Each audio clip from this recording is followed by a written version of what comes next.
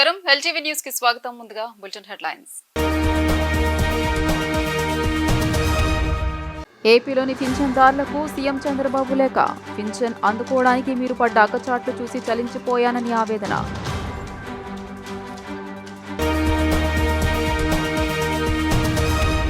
కొండగుట్ట అంజనను దర్శించుకున్న deputy CM Pawan Kalyan. ఘన స్వాగతం పలికిన ఆలయ అధికారులు.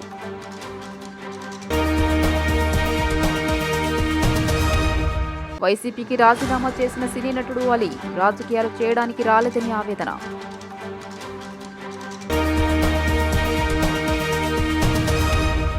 ఏపీలోని పింఛన్దారులకు సీఎం చంద్రబాబు లేఖ రాశారు. పింఛన్ అందుకోవడానికి మీరు పడ్డ అగచాట్లు చూసి చలించిపోయానన్నారు.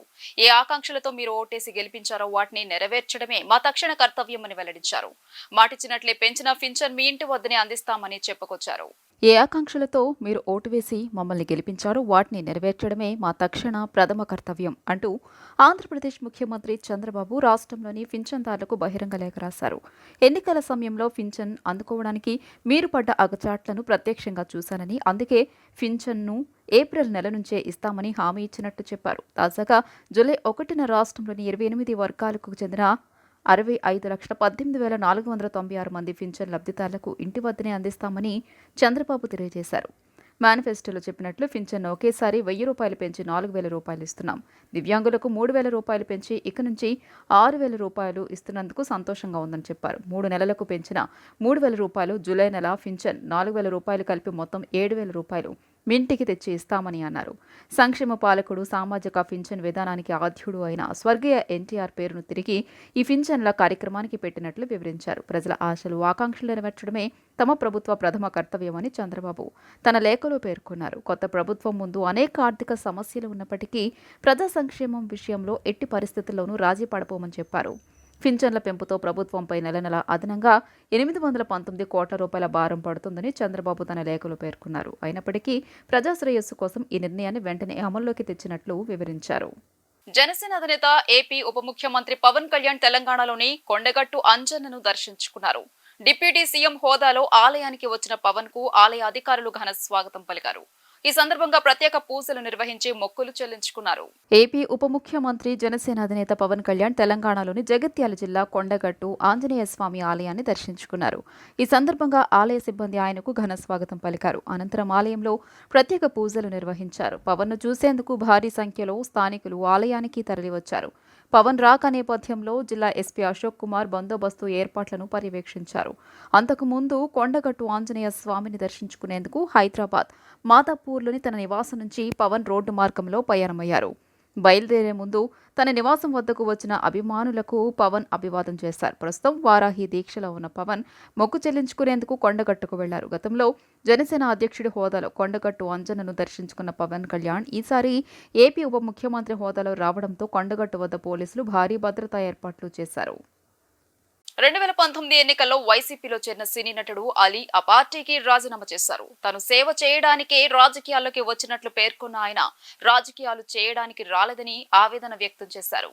ఈ మేరకు ఒక వీడియో రిలీజ్ చేసిన అలీ 1999లో రాజకీయాల్లో అడుగు పెట్టానని అన్నారు. చైల్డ్ ఆర్టిస్ట్ కెరీర్ అయ్యాక సెకండ్ ఇన్నింగ్స్కి అవకాశం ఇచ్చిన రామానాయుడు కోసమే తాను అప్పుడు రాజకీయాల్లో అడుగు పెట్టానని ఆయన అన్నారు. ఆయన బాపట్లలో ఎంపీగా నిలబడుతున్నాను, నువ్వు వచ్చి ప్రచారం చేయాలంటే వెళ్లి టీడీపీలో చేరానని ఆయన అన్నారు. 20 ఏళ్లు అందులో ఉన్న తర్వాత వైసీపీలో చేరానని అన్నారు. ఇక తనకు అన్నం పెట్టింది తెలుగు సినీ పరిశ్రమ అని, 45 ఏళ్లు 6 భాషలు 1200 పైచిలుకు సినిమాల్లో నటించానని అన్నారు. నాకు ఎంతో కొంత భగవంతుడు దయాగుణం ఇచ్చాడు, దానికి రాజకీయ బలం తోడైతే ఇంకా సేవ చేయొచ్చు అని రాజకీయాల్లోకి వచ్చాను తప్ప రాజకీయం చేయాలని రాలేదు. మా నాన్న పేరుతో ట్రస్ట్ పెట్టి కరోనాలో కూడా ఆపకుండా 16 ఏళ్లుగా సేవ చేస్తున్నాను. ఆ ట్రస్ట్ ద్వారా నేను ఎంతో మందిని చదివించానని అన్నారు. నేను ఏ పార్టీలో ఉన్నా ఆ పార్టీ నేతలను పొగుడుతాను, కానీ ఇతర పార్టీల నేతలను ఎప్పుడూ వ్యక్తిగతంగా దూషించలేదు. ఈ మేరకు మీరు వెతికినా నేను ఎవరిని అయినా దూషించిన వీడియో దొరకదని అలీ అన్నారు. 10 మందికి నేను సహాయపడగలను అనే ఉద్దేశంతో రాజకీయాల్లోకి వచ్చాను తప్ప రాజకీయాలు చేయాలని రాజకీయాల్లోకి రాలేదు. ఇండస్ట్రీ నాకు ఇంత మంచి లైఫ్ ఇచ్చింది, నేనేం చేస్తే బాగుంటుంది అని నలుగురిని చూసి నేను ఒక ట్రస్ట్ పెట్టుకున్నాను మా నాన్నగారి పేరున. దాదాపు 16 సంవత్సరాలు అవుతుంది నేను ట్రస్ట్ పెట్టుకొని. ఏ రోజు కూడా ఈవెన్ దో కోవిడ్లో కూడా ప్రతి నెల వాళ్ళకి రూపాయలు నేను సాయం చేసేవాడిని. కోవిడ్లో కూడా ఆపకుండా అలా కంటిన్యూగా సాయం చేస్తూనే ఉన్నాను. చాలామందిని నా కుటుంబంలో అవ్వచ్చు, బయట వాళ్ళు అవ్వచ్చు, చుట్టాల్లో అవ్వచ్చు, చాలామందికి చదివించాను నేను. అండ్ అలాగే మా తల్లిదండ్రులు నాకు ఇచ్చిన ఆ ఒక గుణం అది అందరితో పంచుకోవాలని చెప్పి ఉద్దేశంతో నేను ట్రస్ట్ కూడా పెట్టుకున్నాను. నా ఇన్కంలో దాదాపు 20% నేను ట్రస్ట్కి ఇవ్వటం జరుగుతుంది. గతంలో కూడా చెప్పా, ఫారిన్ కంట్రీస్లో ఏదైనా ఈవెంట్స్ చేస్తే దాంట్లో నుంచి 60% ట్రస్ట్కి వెళ్ళి 40% నేను తీసుకునేవాడిని. సో ఇట్లాగా చాలా సేవలు చేసి ఉన్నాను కాబట్టి ఈ మాట కూడా నేను మీకు చెప్పుకుంటున్నాను. అండ్ అలాగే నేను వ్యక్తిగతంగా ఎవరి మీద ఏ పార్టీలో ఉన్నా కూడా నేను నా పార్టీ గురించి నేను పొగుడుతాను, అక్కడ ఉన్న వ్యక్తి ఎమ్మెల్యే క్యాండిడేట్ గురించి నేను పొగుడుతాను, నా నాయకుడిని నేను పొగుడుతాను తప్ప ఎప్పుడు ఎవరిని కూడా ఒక మాట అంటాం కానీ వాళ్ళ లైఫ్ గురించి కానీ వాళ్ళ పర్సనల్ లైఫ్ గురించి కానీ ఎప్పుడు కూడా ఏ వేదిక మీద కూడా మీరు వెతికినా కూడా దొరకదు.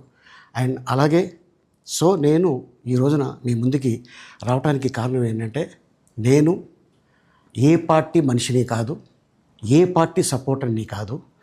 ఐఎమ్ జస్ట్ కామన్ మ్యాన్గానే ఉండి ఇక నా సినిమాలు నా షూటింగ్లు నేను చేసుకుందామని చెప్పేసి అనుకుంటున్నాను.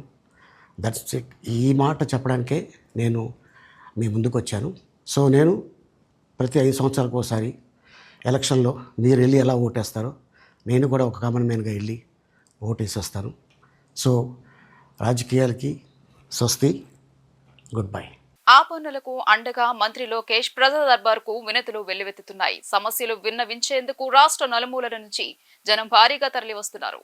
కష్టాల్లో ఉన్న ప్రజలకు అండగా నిలిచేందుకు యువనేత రాష్ట్ర మంత్రి నారా లోకేష్ చేపట్టిన ప్రజా దర్బార్కు వినతులు వెల్లువెత్తుతున్నాయి. తమ సమస్యలు చెప్పుకునేందుకు మంగళగిరి నియోజకవర్గంతో పాటు రాష్ట్ర వ్యాప్తంగా వివిధ జిల్లాల నుంచి ప్రజలు ఉండవల్లిలోని విద్యా, ఐటీ, ఎలక్ట్రానిక్స్ శాఖ మంత్రి నారా లోకేష్ నివాసానికి వస్తున్నారు. వర్షాన్ని సైతం లెక్క చేయకుండా ఉదయం నుంచి యువనేతను నేరుగా కలిసి సమస్యలు విన్నవించేందుకు బార్లు తీరారు.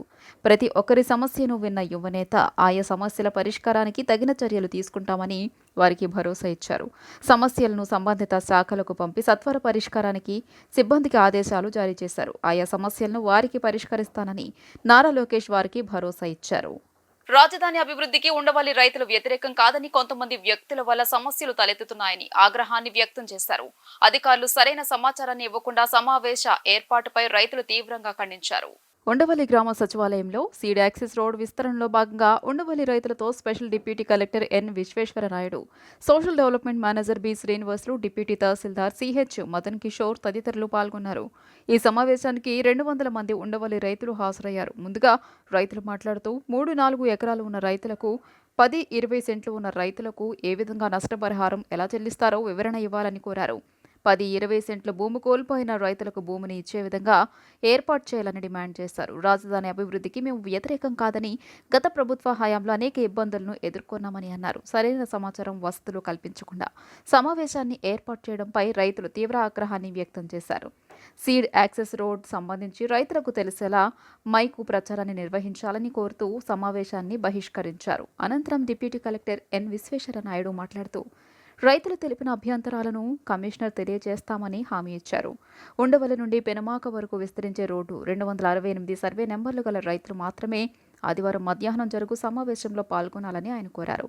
ఉండవల్లి విజయవాడ సమీపంలో ఉన్నందున రైతులు అధిక ధర కావాలని కోరుతున్నట్టు తెలిపారు.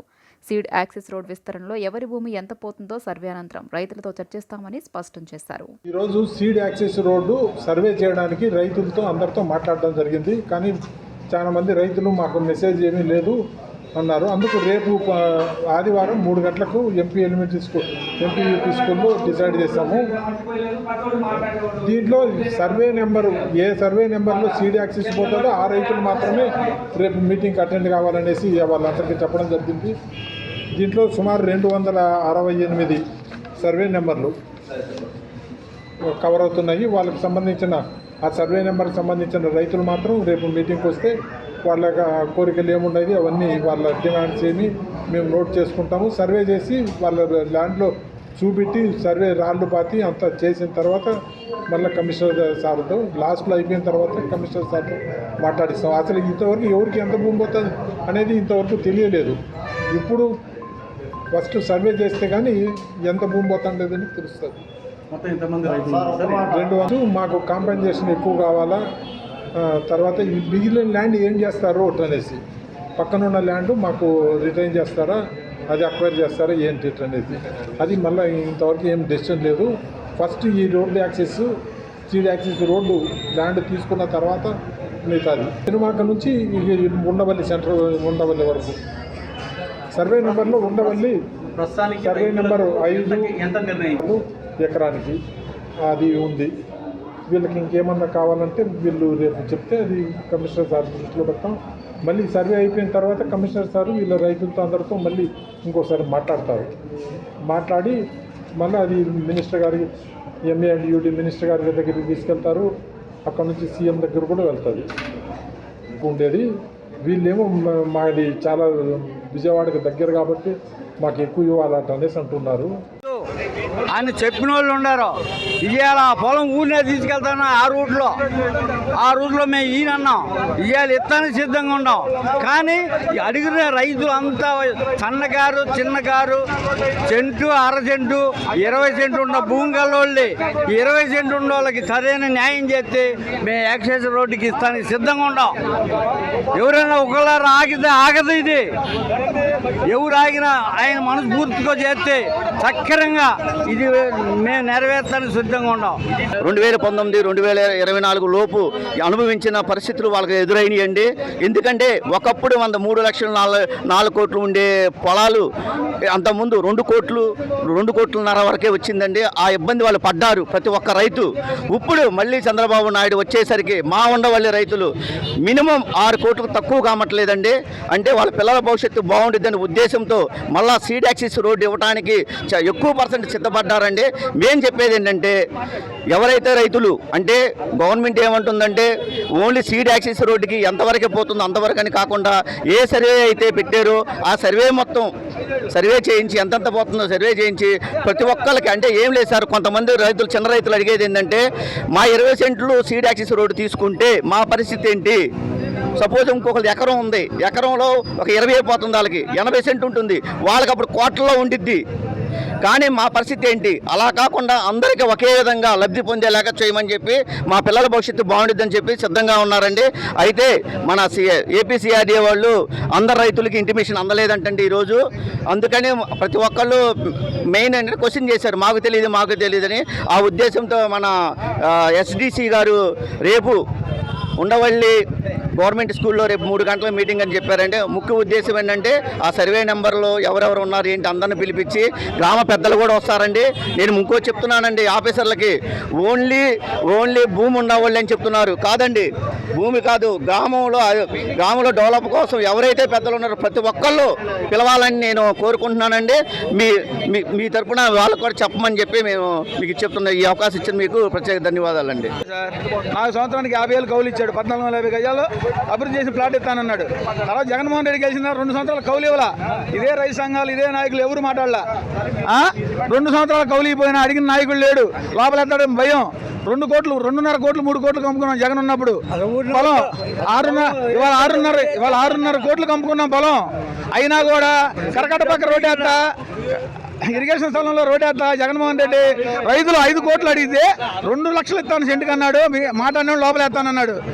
ఒక పేదవాడికి పెద్దందరూ జరుగుతుంది యుద్ధం. ఇక్కడ 4 ఎకరాలు 5 ఎకరాలు ఉన్న రెడ్లందరూ కలిసి ఈ పేదవాళ్ళందరూ మోసం చేస్తున్నారు ఇక్కడ వైసీపీ వాళ్ళు. వాస్తవంగా అదే జరుగుతుందండి. ఊళ్ళో ఉన్న అగ్రనాయకులంతా వాళ్ళకే పొలాలు ఉన్నాయి. ఈ రాజధాని జరగొడితే ఈ ఊర్లో చిన్న చితగా పేద రైతులందరూ వాళ్ళకి అమ్ముతారు, తాకట్లు పెడతారనే ఉద్దేశంతో ఈ రాజధానిని సర్వనాశనం చేస్తున్నారు. రోడ్డు వేయకుండా ఆపుతున్నారు. పేదవాడు ఎక్కడ బాగుపడతాడని వాళ్ళ కుళ్ళు. ఒక్కొక్కరు 3 ఫ్లోర్లు బిల్డింగ్లు కట్టారు, కార్లు కొన్నారు, సైకిల్ లేవు, మొన్నటిదాకా బల్లులే వాళ్ళకి. వీళ్ళందరూ కలిసి ఒక గ్రూప్ అయ్యి ఆర్కేని అడ్డం పెట్టుకుని, జగన్ అడ్డం పెట్టుకుని ఈ ఉండవాళ్ళని సర్వనాశనం చేయడానికి పుట్టారు వీళ్ళు. రాజధాని లేకుండా, సీడ్ యాక్సెస్ రోడ్ లేకుండా ఈ పేదల భూములన్నీ తక్కువ రేట్లకు తీసుకోవాలి, కొనుక్కోవాలి, తర్వాత అమ్ముకోవాలనే ఉద్దేశంతో పేదోడికి పెద్ద జరిగే యుద్ధంలో మమ్మల్ని అందరూ బలిపశువులు చేస్తున్నారు. మాకు 2 సంవత్సరాలు కౌలిపోయిన వాళ్ళు అడగల, 5 ఏళ్ళు అధికారంలో ఉన్నారు. పేద రైతుకు 2 సంవత్సరాలు కౌలి వాళ్ళ జగన్ అడగల.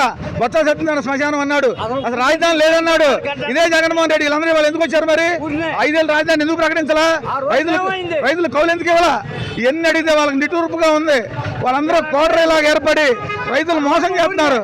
నగర ప్రజల ఆరోగ్యం దృష్ట్యా ప్రతి వార్డులో ఐఈసీ యాక్టివిటీస్ పై ప్రత్యేక దృష్టి పెడుతున్నామని కమిషనర్ నిర్మల్ కుమార్ స్పష్టం చేశారు. సీజన్ వ్యాధుల నియంత్రణకు స్థానికులు ఇంటి పరిసరాలను పరిశుభ్రంగా ఉంచుకోవాలని పిలుపునిచ్చారు.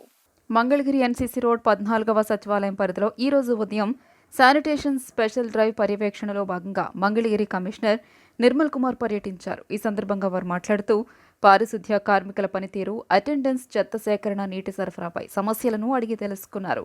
ప్రభుత్వ మౌఖిక ఆదేశానుసారం నగరంలో చెత్త పన్ను నిలిపివేశామని అన్నారు. నగర ప్రజల ఆరోగ్యం దృష్ట్యా ప్రతి వార్డులో ఐఈసీ యాక్టివిటీస్, ఫ్లోగింగ్ క్లోరిన్ టెస్టులు తదితర అంశాల ద్వారా ప్రజలకు అవగాహన కల్పిస్తున్నామని అన్నారు. నగరపాలక సంస్థ పరిధిలో త్రాగునీటి సరఫరా ట్యాంకులు, పైప్ లైన్లు, మురుగునీటి కాలువలను పరిశీలించి తాగునీటి సాంద్రత పరీక్షలను ఆరోగ్య, పారిశుద్ధ్య, ఇంజనీరింగ్ విభాగపు సిబ్బందితో కలిసి పరిశీలించారు. తాగునీరు కాలుష్యం కాకుండా అన్ని జాగ్రత్తలు పాటించాలని అధికారులను ఆదేశించారు. గౌరవనీయులైన ఎమ్మెల్యే గారి ఆదేశాల మేరకు ఈ స్పెషల్ శానిటేషన్ డ్రైవ్స్ అనేది మనం నిర్వహించుకోవడం జరుగుతుంది. ఈ ఎంటీఎంసీలో స్పెషల్ శానిటేషన్ డ్రైవ్స్లో భాగంగా ఈరోజు మనం ఎన్సీసీ రోడ్డుకి రావడం జరిగింది. ఇక్కడ ఉన్న సచివాలయ సిబ్బంది, అదేవిధంగా ఇంజనీరింగ్ స్టాఫ్తో మొత్తంతో ఇక్కడ ఉన్న మొత్తం అన్ని స్ట్రీట్స్ని విజిట్ చేయడం జరిగింది. సుమారు ఇక్కడ 5,000 మంది నివాసితులు ఉన్నారు. అదేవిధంగా 50 చిన్న చిన్న రోడ్లు ఇక్కడ ఉండటం జరిగింది. ఇక్కడ అతి ముఖ్యంగా గమనిస్తే ఈ పైప్ లైన్స్ అన్నది రోడ్డు మీద రావడం జరిగింది. వాటన్నింటినీ కూడా సరిదిద్దమని చెప్పని ఇంజనీరింగ్ డిపార్ట్మెంట్కి ఆదేశాలు ఇవ్వడం జరిగింది. అదేవిధంగా డ్రైన్స్కి డీస్లిట్ అనేది ఇంకా అవ్వలేదు. ఇక్కడ లోపల ఈ అన్నిటి కూడా డీస్లిట్ అనేది డ్రైన్స్ చేయించమని చెప్పడం జరిగింది. అదే వేకెంట్ ల్యాండ్స్ ఉన్నాయి. ఇక్కడ వేకెంట్ ల్యాండ్స్ ఏవైతే ఉన్నాయో వాటిలో బుషెస్ బాగా ఎక్కువ పెరిగి ఉన్నాయి. సో వాటిని కూడా ఇమీడియట్గా క్లియర్ చేస్తాము. ఇక్కడ ఫాగింగ్ అనేది జరుగుతుంది, కానీ 15 డేస్కి ఒకసారి ఫాగింగ్ జరుగుతుంది. ఆ ఇంటర్వ్యూని తగ్గించి 7 to 10 డేస్లో ఒకసారి కనుక ఫాగింగ్ చేయించే విధంగా ఏర్పాటు చేయించమని చెప్పడం ఆదేశాలు ఇవ్వడం జరిగింది. వీటన్నిటితో పాటుగా ప్రజలందరూ కూడా ఇక్కడ చెప్పేది ఏంటంటే, ఇప్పుడు మనకు ఈ వర్షాకాలం వల్ల ఈ వెటర్ బాన్ డిసీజ్ కానీ, డయేరియా కానీ ఇవన్నీ ఎక్కువ ప్రబలే అవకాశం ఉంది. కాబట్టి వీళ్ళు కూడా తగిన జాగ్రత్తలు తీసుకోవాలి. అదేవిధంగా శానిటేషన్ సంబంధించి ఎటువంటి కంప్లైంట్స్ ఉన్నా, ఏదున్నా సరే, ఇంజనీరింగ్ డిపార్ట్మెంట్ సంబంధించిన ఏ కంప్లైంట్స్ ఉన్నా సరే మాకు ఎంటీఎంసీ పరిధిలో కమాండ్ కంట్రోల్ రూమ్ అనేది ఏర్పాటు చేయడం జరిగింది. దాంట్లో స్పెషల్గా నెంబర్స్ కూడా ఉంచడం జరిగింది, డిస్ప్లే చేయడం కూడా జరిగింది. దాని కనుక కంప్లైంట్ కానీ ఇస్తే కనుక ఇమీడియట్ 24 అవర్స్లో దానికి పరిష్కారం అనేది చేయడం జరుగుతుంది. ముగ్గురు నిందితులను అరెస్టు చేసి సుమారు 3.12 లక్షల రూపాయలు విలువగల బంగారం, వెండి సొత్తును స్వాధీనపరుచుకున్నట్లు క్రైమ్ అడిషనల్ ఎస్పీ శ్రీనివాసరావు తెలియజేశారు. మంగళగిరి పట్టణ రూరల్ ప్రాంతాల్లో మోటార్ సైకిల్ చైన్ స్నాచింగ్, గంజాయి క్రియా విక్రయాలపై నిఘా పెట్టినట్లు ఆయన వెల్లడించారు. మంగళగిరి పట్టణ పోలీస్ స్టేషన్ ఆవరణలో ఏర్పాటు చేసిన మీడియా సమావేశంలో గుంటూరు జిల్లా క్రైమ్ అడిషనల్ ఎస్పీ శ్రీనివాసరావు మాట్లాడుతూ, జల్సాలకు, చెడు వ్యసనాలకు అలవాటు పడి మంగళగిరి పట్టణ రూరల్ ప్రాంతాల్లో మోటార్ సైకిళ్లు, చైన్ స్నాచింగ్ దొంగతనాలకు పాల్పడుతున్న విజయవాడ అయోధ్యనగర్కు చెందిన కుందుల విఘ్నేష్ బాబు అదుపులోకి తీసుకుని మంగళగిరి పట్టణ పోలీస్ స్టేషన్కు చెందిన కేసులో 32 గ్రాముల బంగారు నాన్తాడు, గుంటూరు పోలీస్ స్టేషన్కు చెందిన 20 గ్రాముల బంగారు నాన్తాడు, సుమారు 52 గ్రాములు, వాటి విలువ సుమారు 3.12 లక్షల రూపాయల సొత్తు స్వాధీనపరుచుకున్నట్లు తెలిపారు. గుంటూరు నగరం గోరంట్లకు చెందిన చిల్లర సురేష్, గుంటూరు జిల్లా పెదనందిపాడుకు చెందిన పైర్ద కిరణ్ బాబు మంగళగిరి రూరల్ పోలీస్ స్టేషన్కు చెందిన దొంగతనం కేసులో 10 గ్రాముల బంగారం, 16 గ్రాముల సిల్వర్, మరొక 5 గ్రాముల బంగారం, కృత్తిమంచి పోలీస్ స్టేషన్కు చెందిన కేసులో 14 గ్రాముల బంగారం, 24 గ్రాముల సిల్వర్ చోరీ సొత్తును స్వాధీనం చేసుకున్నట్లు ఎస్పీ తెలియజేశారు. గుంటూరు జిల్లా ఎస్పీ తుషార్ డూండి ఆదేశాల మేరకు సోరీ సొత్తును రికవరీ చేసేందుకు ప్రత్యేక బృందాలను ఏర్పాటు చేసి సాంకేతిక ఆధారంగా జల్లెడ పట్టామని స్పష్టం చేశారు. మంగళగిరి పరిసర ప్రాంతాల్లో దొంగతనాలు, స్నాచింగ్స్, పర్టికులర్లీ ఆడవాళ్ళ మెడలో పసుపు తాళ్ళు తెంపుకుపోవటం కేసులు జరగడంతో గుంటూరు ఐజీపీ గారైన సర్వశ్రేష్ఠ త్రిపాఠి గారు ఇచ్చిన ఉత్తర్వుల మేరకు మా ఎస్పీ గారు తుషార్ దుబే గారు సూచన మేరకు నేను మీ డిఎస్పీ నార్త్ డిఎస్పీ గారు రవికాంత్ ఓ ప్రత్యేకమైన శ్రద్ధ తీసుకుని స్పెషల్ టీమ్స్, ఈవెన్ అంటే నేను క్రైమ్ అడిషనల్ ఎస్పీని, మా టీమ్స్, లోకల్ టీమ్స్తో కలిపి పాత ముద్దాయిలు, అలాగే ఈ విధమైన నేరాలు చేసే వాళ్ళ మీద మనం ప్రత్యక్షమైన శ్రద్ధ చేస్తే దాని మీద ఉన్న సాంకేతికత మన సెల్ ఫోన్ ఆధారంగా కానీ, లేకపోతే వాళ్ళ బైక్స్ దాని మీద మనం తీసి ఇవాళ ఎన్ఆర్ఐ సెంటర్లో కందుల విఘ్నేష్ బాబు అన్న అతను అరెస్ట్ చేయడం జరిగింది. అతని దగ్గర రీసెంట్గా మీ మంగళగిరి టౌన్లో జరిగిన స్నాచింగ్ ఇంటాక్ట్ ప్రాపర్టీ పట్టుకోవడం జరిగింది. అలాగే అతను ఓల్డ్ గుంటూరులో కూడా ఒక స్నాచింగ్ కన్ఫ్యూజ్ చేశాడు. 2 కేసులు పెట్టడం జరిగింది. అతన్ని రిమాండ్కి పంపుతున్నాం. దీంట్లో ఈ టౌన్ సిఐ గారు, అలాగే టౌన్ స్టాఫ్ మరియు మా సీసీఎస్ స్టాఫ్ పాల్గొని చేశారు. ఇక మించి ఒక ప్రత్యేకమైన శ్రద్ధ చూపించుకుని ఇక్కడ చుట్టుపక్కల ఏ విధమైన నేరాలు జరగకుండా ప్రయత్నిస్తాం. జరిగితే వెంటనే మేము దాన్ని డిటెక్ట్ చేస్తానికి మా కృషి చేస్తాం. అలాగే రూరల్ పిఎస్లో కూడా ఈ దొంగతనాలు జరిగినాయి. దాంట్లో కూడా ఈ వ్యసనాలకు అలవాటు పడ్డ ఓల్డ్ నేరస్తుడు చిల్లర సురేష్ అన్నవాడిని పట్టుకోవడం జరిగింది. అతను కూడా 3 నేరాలు కన్ఫ్యూజ్ చేయడం జరిగింది. మన మంగళగిరి రూరల్లో 2, అలాగే ఖమ్మం జిల్లా కుసుమంచి విలేజ్లో కూడా ఒక నేరం జరిగింది. అతను ఇంటర్స్టేట్ నేరస్తుడు. కానీ అతను కూడా మన రూరల్ సిఐ గారు మరియు మా క్రైమ్ స్టాఫ్తో పట్టుకోవడం జరిగింది. విశాఖ స్టీల్ ప్లాంట్ ఆస్తులను అమ్మకాన్ని ఖండిస్తున్నామని సిపిఐ రాష్ట్ర కార్యదర్శి కె రామకృష్ణ అన్నారు. రాష్ట్ర ముఖ్యమంత్రి చంద్రబాబు నాయుడు, అన్ని రాజకీయ పార్టీలు, ప్రజా సంఘాలు, ఏపీకి చెందిన ఎంపీల సహకారంతో ప్రధాని నరేంద్ర మోదీని కలిసి విశాఖ ఉక్కు ప్రైవేటీకరణను ఆపేందుకు కృషి చేయాలని కోరుతున్నామన్నారు.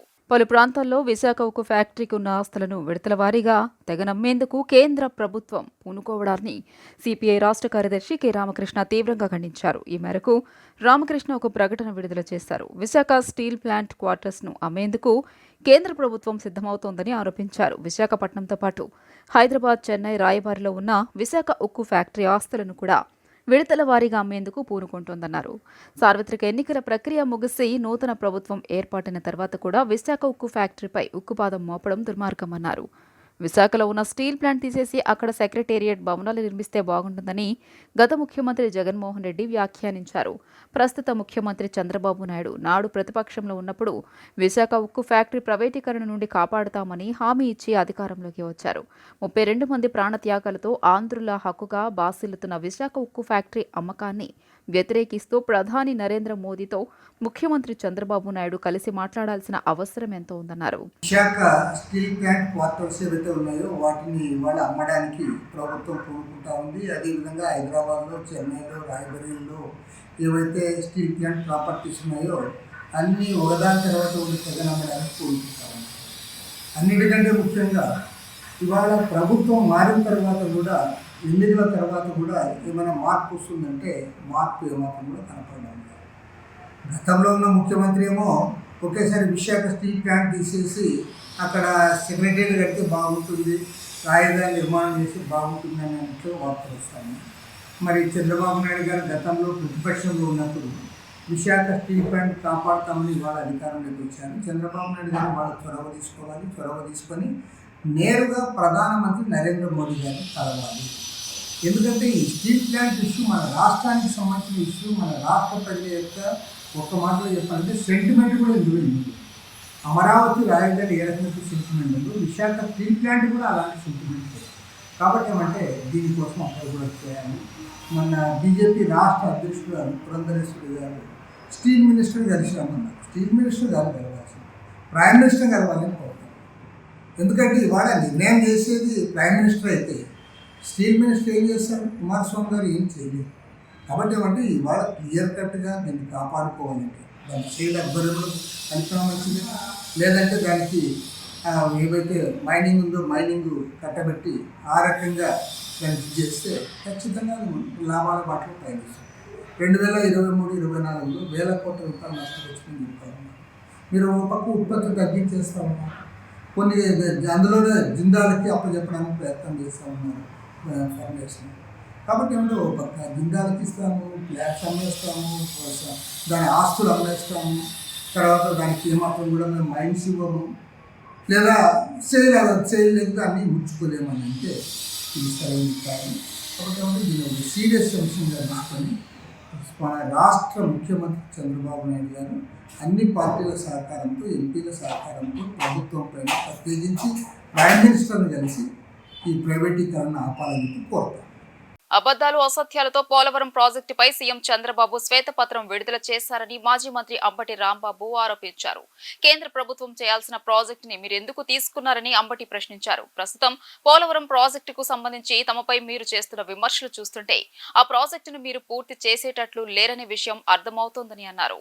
ఏపీ సీఎం చంద్రబాబు నేడు పోలవరం ప్రాజెక్టుపై శ్వేతపత్రం విడుదల చేశారు. ఈ సందర్భంగా గత వైసీపీ ప్రభుత్వాన్ని చంద్రబాబు తీవ్రంగా విమర్శించారు. ఈ నేపథ్యంలో వైసీపీ నేత మాజీ నీటిపారుదల శాఖ మంత్రి అంబటి రాంబాబు స్పందించారు. చంద్రబాబు వల్లే పోలవరం నాశనం అయిందని అన్నారు. పోలవరం జాతీయ ప్రాజెక్టు అయినప్పుడు దాన్ని రాష్ట్రం ప్రభుత్వం ఎందుకు తీసుకుందని సూటిగా ప్రశ్నించారు. కేంద్ర ప్రభుత్వం చేపట్టాల్సిన పోలవరం ప్రాజెక్టును రాష్ట్ర ప్రభుత్వం తీసుకోవాల్సిన అవసరమేంటని అంబటి రాంబాబు నిలదీశారు.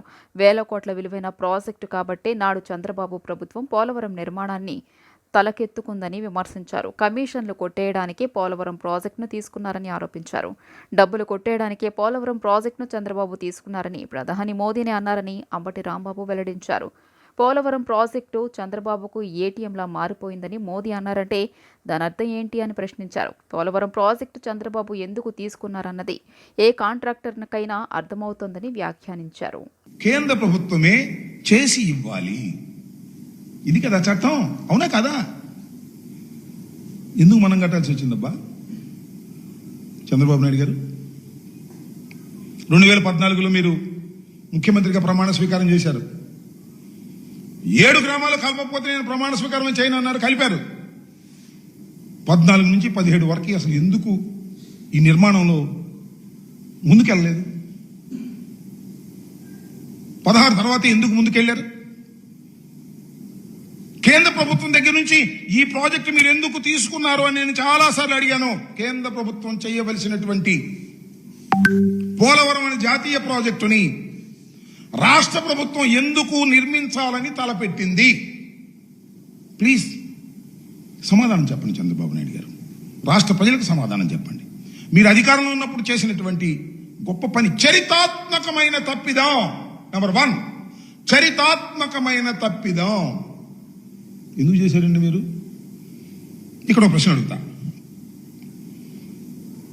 కేంద్ర ప్రభుత్వం ఏముందంటే నీతి ఆయోగ్, రాష్ట్ర ప్రభుత్వం మేము చేస్తామని అడిగింది, అందుకని ఇచ్చామన్నారు.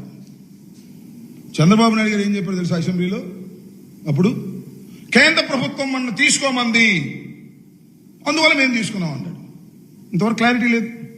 కేంద్ర ప్రభుత్వం తీసుకోమందా, మీరు అడిగి తీసుకున్నారా? కేంద్రాన్ని అడిగితేనేమో రాష్ట్ర ప్రభుత్వం అడిగింది కాబట్టి మేము ఇచ్చామన్నారు. మిమ్మల్ని అడిగితేనేమో కేంద్ర ప్రభుత్వం తీసుకోమంది, మేము తీసుకుందాం అన్నారు. ఏంటి కథ? గడ్కరీని వెళ్ళి కలిసామంటారు. ఎందుకు కలిశారబ్బా? కేంద్ర ప్రభుత్వం దగ్గర నుంచి తీసుకోవడం కోసం కలిశారు. ఎందుకు మీరు తీసుకున్నారు?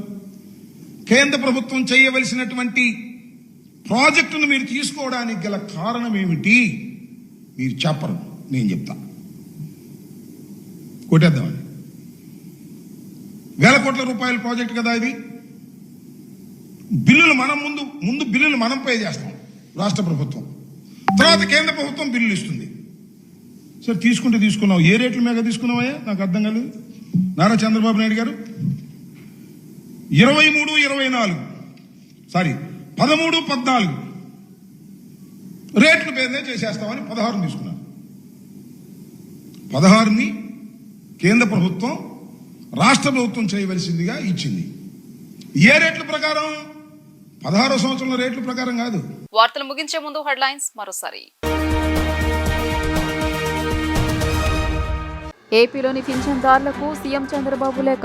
పింఛన్ అందుకోవడానికి మీరు పడ్డ అగచాట్లు చూసి చలించిపోయానని ఆవేదన.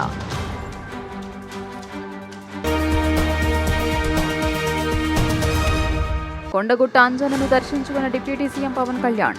ఘన స్వాగతం పలికిన ఆలయ అధికారులు.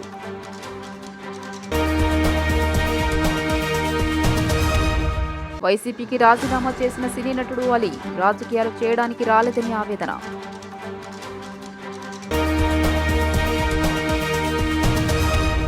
ఈ వార్తలు ఇంతటితో సమాప్తం. నమస్కారం.